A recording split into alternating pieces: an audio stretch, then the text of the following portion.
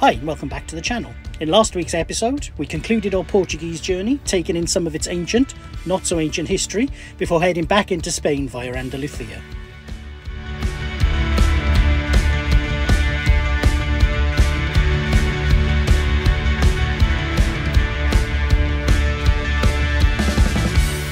So it's not doing an awful lot here today. We've got a fairly early start tomorrow, very early for us. We've got to be somewhere before 8 o'clock for a trip that we've booked, which will kind of end up being Steph's little birthday treat, really.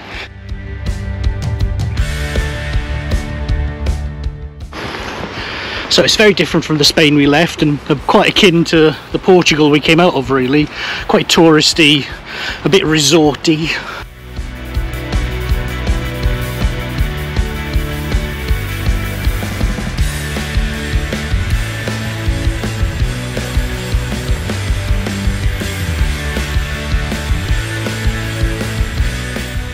So a bit of a collector's item for us this morning. Not only did I see the sunset last night, I saw the sunrise, which is a bit of a rarity if I'm honest.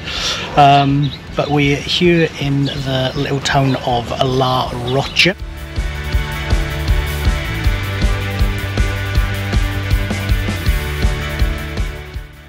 So a tour of the Donana National Park takes place in an off-road vehicle because there are no roads here. It's all sandy roads, and this area is not open to public access, so you can only access it via one of the arranged tours.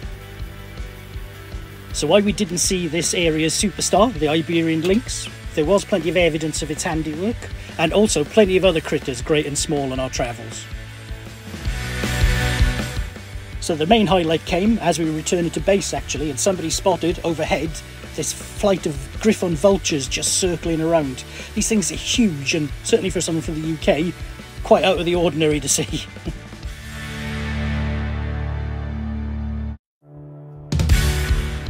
So, I've learned some interesting things about El Rocio from our little tour of the national park.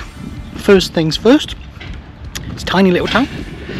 There's only about 1,700 people here, but for 1 week every year there's an influx of people for a religious festival, which means there's around 1.5 million people in the town, which is a bit of an increase.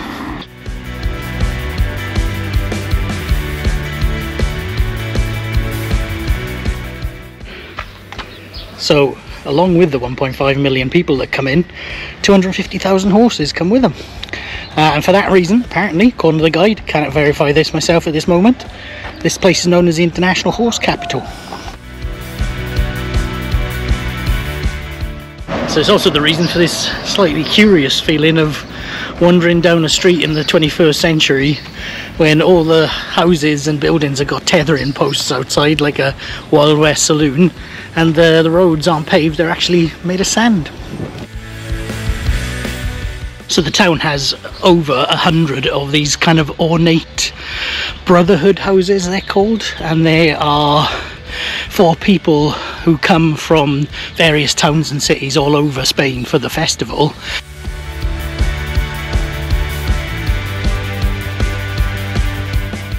So the main reason for coming to La Rocia today was to visit the National Park de Donana.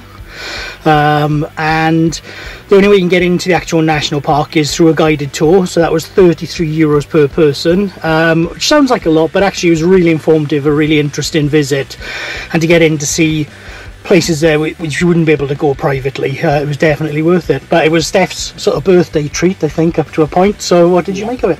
Yeah, really good. Yeah, we saw lots of different birds and deers, and the guide was really good. We got out of the van and he was showing us all different footprints and things like that, and trails, and yeah, it was really... So I apologise for my sweaty appearance. It is absolutely blinking boiling here. We're just north of Sevilla at the moment. Sevilla at the moment. We came to a place called Italica, not to be confused with Metallica, they're different things.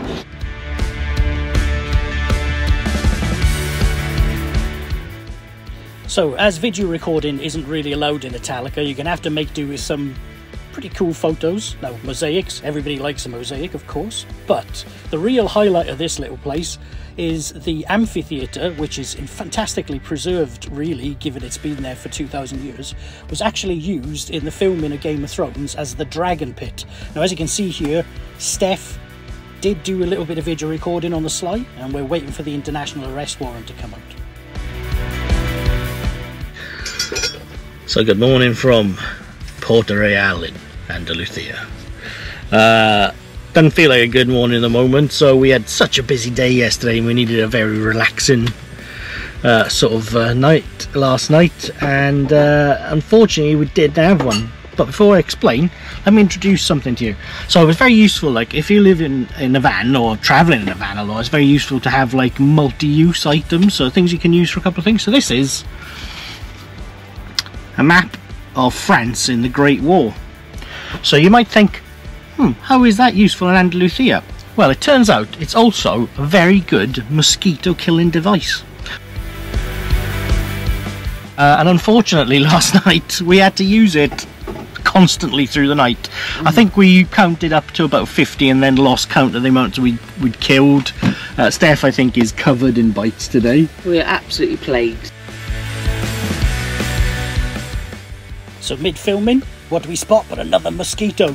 Steph gets to work killing it while me and Chili cheer on from the sidelines.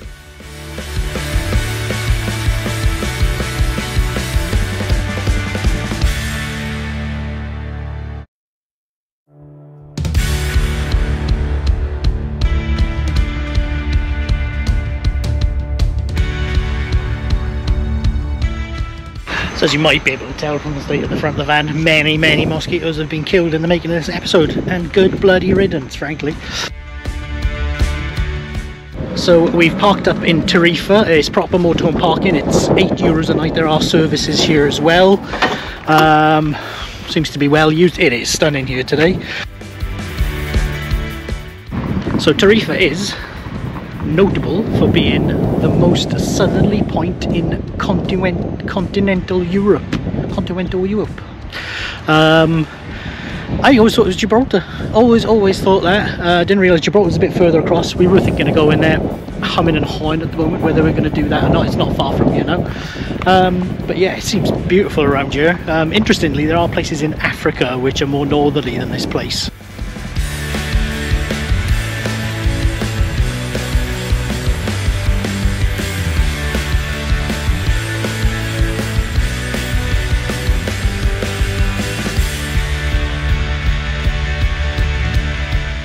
I have to speak quite loudly because it's a bit windy down here and some pillock lost the microphone cover.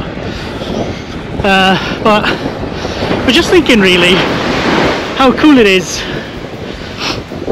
to see like different styles of architecture and how places change. And like what you see when you travel like we're traveling really is that it's not really by country, it's kind of by region. So you know, if you look at somewhere like Spain, parts of it, they're a lot like Portugal and vice versa. And this place, because it was under sort of Moorish control for such a long time, it's just got so many sort of African influences. It's just brilliant because it really feels like an adventure then when you sort of transition between those regions. So it's hardly surprising really there's such a heavy Moroccan influence in this area. As we stand looking out to sea, we are 8 miles from North Africa. And it's also the place where the Mediterranean and the North Atlantic meet. So given how windy it is as well, it's a mecca for wind sport enthusiasts and maybe a little less populated by your common garden beach tourists, which gives the place a slightly different vibe. In the background there, which I hope you can pick up a little bit, is Morocco. And it feels really weird. I was looking in August, we were about 40 kilometers away from the most northern point in Europe, up in Norway. We weren't that far from Russia at the time. And yeah, to think now we're in the most southerly point of Spain. Probably like the road slightly more travelled than the Norwegian one, but yeah, even though we haven't been van life in that long, to have hit those 2 points really in that time has been brilliant.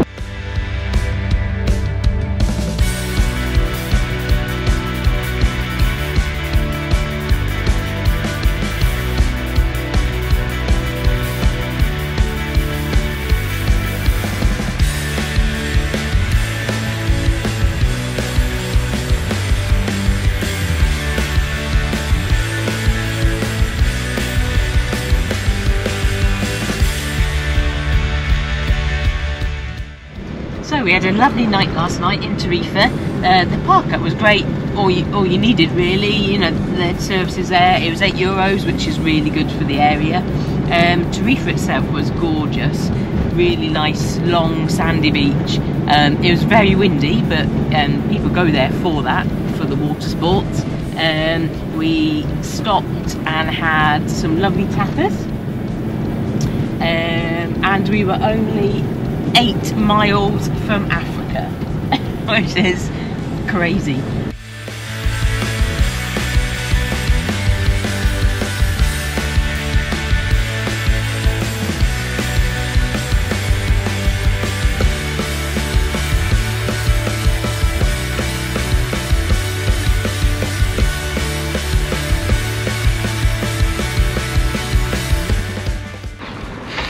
So we've parked up for tonight's stopover. So we're in Fuengirola, so we're on the Costa del Sol. Not somewhere we were gravitating towards, to be honest. The drive was really pretty as we came across from Tarifa. It was a bit busy around about Algeciras, and then once we got close to where all the resorts and stuff were, the traffic just got really a bit full on. So the plan from here is to head inland for a bit and then ultimately come back down to the coast around about where those mountains are over there. So at least it's a lovely day today. I think we're going to go for a little walk along the beach now, see what's happening.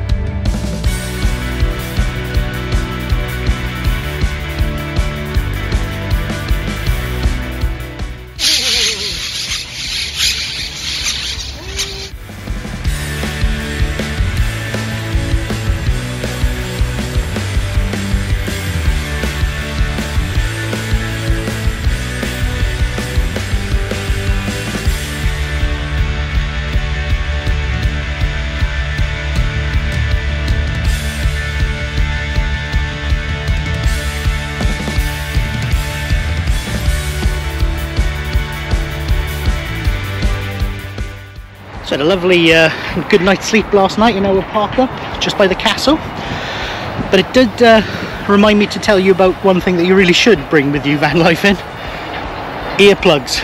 So our €2 a night spot was great. It was a lovely easy walk into town if that's what you wanted to do. Lovely next to the beach.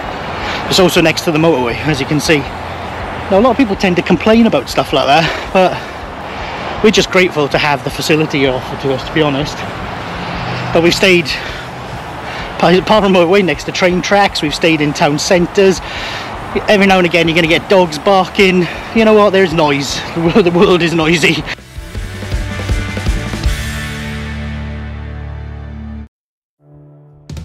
So this is Fuengirola Castle. I did wander up here yesterday, but it was closed, as a lot of things are over the sort of hot lunchtime sort of period. But if you're, you know, if you're umming and ahhing where the €2 to park for the night is still a bit extortionate, then you get a free entrance to a castle in that as well. So it's a cool place. It's an old Moorish castle then, which has been adapted as the years have gone on and after the Spanish reconquered the area. What it does serve as well is an absolutely beautiful sort of viewpoint over Fuengirola itself. So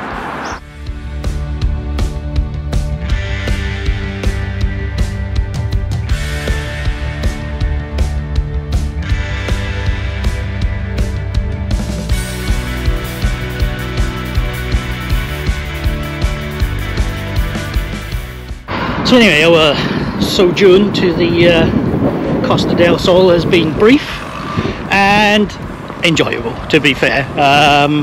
As we got closer to the town centre yesterday, it was less and less more what I would want my sort of relaxation space to be. But yeah, I mean, the history here is beautiful, the views are gorgeous, and yeah, the beaches are lovely. So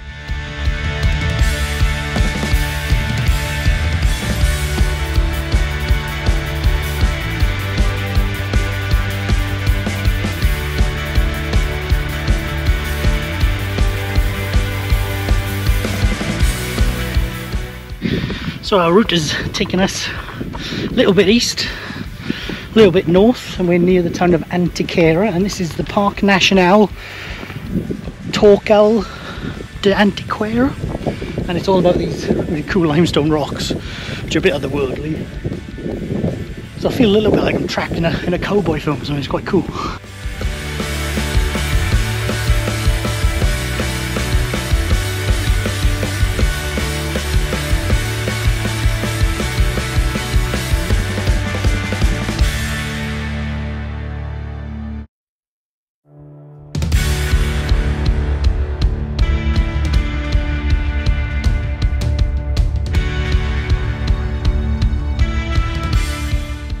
So the next stop for us in Antequera is the Dolmens de Antequera.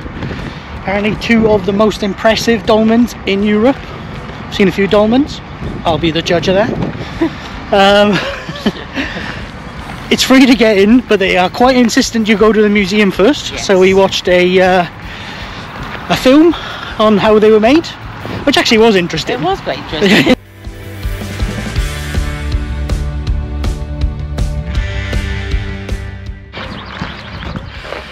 So I think you can never be 100% sure about these things. Apparently one of the main reasons for being here is the alignment with that sort of cool looking mountain in the distance there, which really does look like the profile of somebody, like a giant sleeping. It is pretty awesome.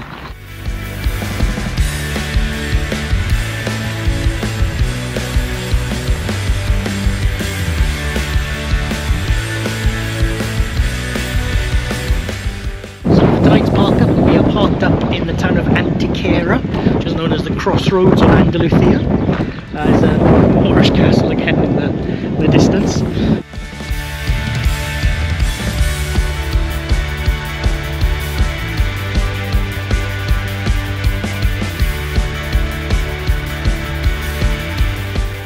And that's the end of this week's vlog, so I hope you've enjoyed it. It's been absolutely fantastic.